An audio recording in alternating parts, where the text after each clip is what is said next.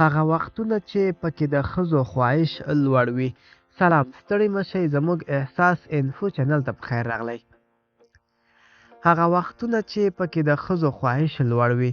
په ښځو کې د ګډ ژوند د ګډې چارې د ترسره کولو خواهش د وخت په تېرېدو سره زیاتیږي.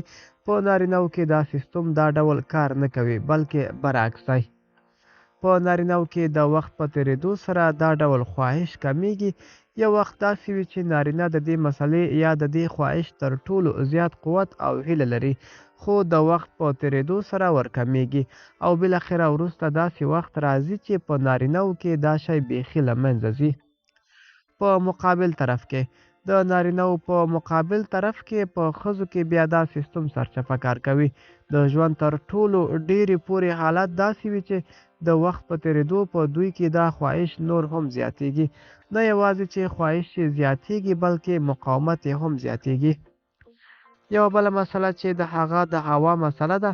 په ښځینه‌وو هوا د چاپېریال حالت تر نورو زیات اغېز او تاثیر لري.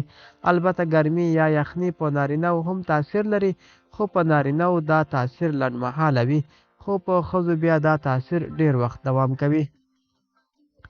په ګرمۍ کې د ښځو دا خواهش تر نارینه‌وو زیات وي. ګرمي د دې باعث کېږي چې د دې د خواهش تر بل هر وخت زیات شي او دوی تر نورو وختونو څخه ډېر اوس د دې ډول یوه اړتیا پوره کېدل غواړي. ملګرو، دا به زموږ چمتو شوې ویډیو. خدای دې وکړي چې له ویډیو نه مې یو څه مطلب اخیستی وي. د لا ښکلو ویډیوګانو لپاره زموږ احساس انفو چینل سره اوسئ. تر بلې ویډیو ښې چارې.